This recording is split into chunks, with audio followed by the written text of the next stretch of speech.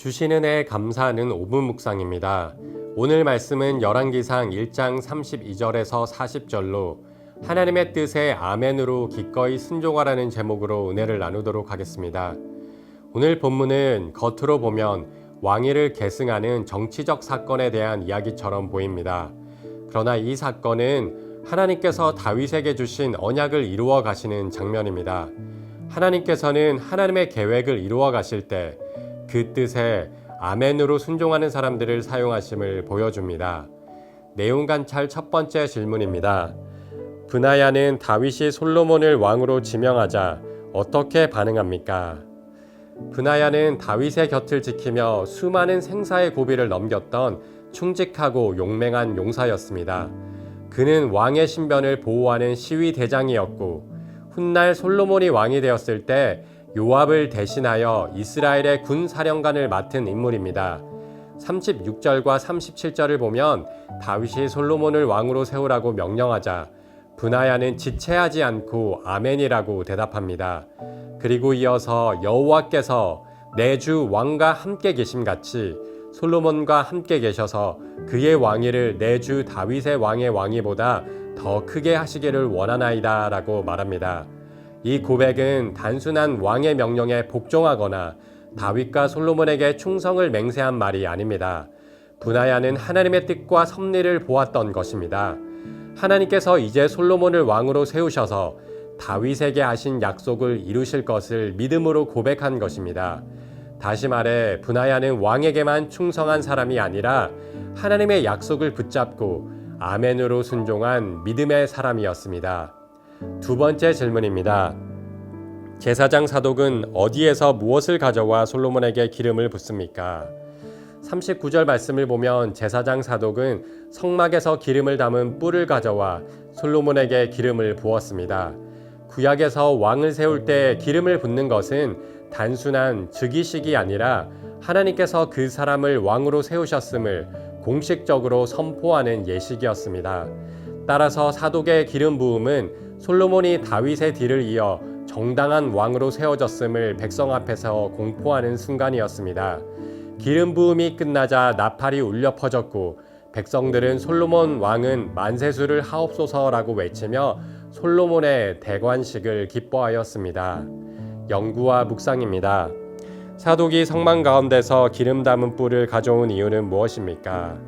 솔로몬의 왕위가 하나님으로부터 비롯되었음을 온 백성에게 선포하기 위해 사독은 성막에 기름 부은 담은 뿔을 가져왔습니다. 성막은 하나님께서 임재하시는 곳이었습니다. 따라서 성막의 기름으로 솔로몬에게 기름 부은 것은 그를 왕으로 세우신 분이 바로 하나님이심을 선언하는 것입니다. 이는 스스로 높여 왕이 되려 했던 아도니아와 대조되는 장면입니다. 아도니아는 군대를 모으고 잔치를 베풀며 사람들의 지지를 얻어 왕이 되려 하였습니다. 그러나 솔로몬은 인간적 수단이나 정치적 계산으로 왕위에 오른 것이 아니라 하나님의 뜻 가운데 세워진 왕이었습니다.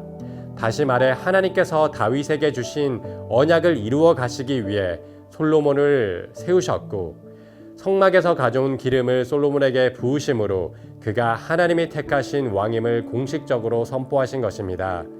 느낀 점입니다. 사독과 나단, 브나야가 솔로몬의 왕위 계승이 하나님의 뜻과 권위 아래 있음을 확신하며 순종하는 모습에서 무엇을 느낍니까? 믿음의 사람은 세상의 흐름을 따르기보다 하나님의 뜻에 순종해야 한다는 사실을 깨닫습니다.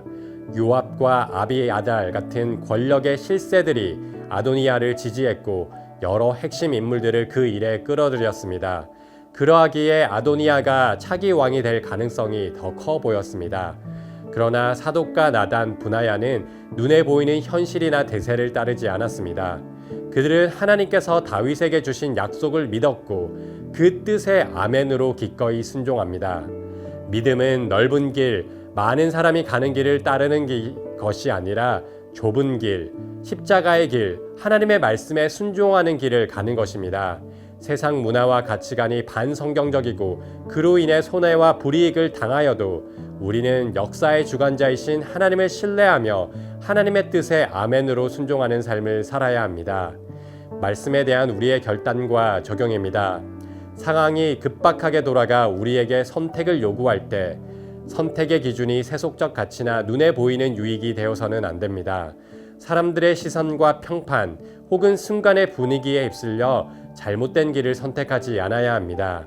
왜냐하면 믿음은 눈에 보이는 것들을 붙잡는 것이 아니라 보이지 않는 것을 바라보는 것이기 때문입니다. 하나님의 말씀, 약속을 굳게 붙드는 것이 바로 믿음이기 때문입니다. 따라서 우리는 눈앞의 환경과 사람을 바라보기보다는 그 모든 것을 주관하고 다스리시는 하나님을 바라보아야 합니다. 하나님의 뜻이 무엇인지 먼저 분별하여야 합니다. 그리고 하나님의 뜻에 아멘으로 기꺼이 순종할 때 하나님께서 우리의 작은 순종을 통하여 하나님의 큰 역사를 이루어 가실 것입니다. 오늘도 우리의 삶 속에서 크고 작은 선택의 순간마다 사람의 계산보다 하나님의 약속을 붙들고 믿음으로 순종할 때 하나님의 놀라운 계획을 발견하는 은혜와 기쁨이 있기를 소망합니다. 이 시간 함께 합심하여 기도하겠습니다. 하나님의 뜻에 아멘으로 즉시 순종하며 주께서 기뻐하시는 일에 기꺼이 헌신하게 하소서. 사람과 환경을 바라보지 않고 약속의 말씀을 붙들고 믿음으로 나아갈 때 하나님의 선하신 계획에 사용받는 은혜를 맛보게 하소서. 우리 거룩한 문 성문교회가 하늘의 뜻을 이 땅에 이루어가는 순종의 공동체, 세상 가운데 복음의 빛을 밝히 드러내는 믿음의 공동체가 되게 하소서.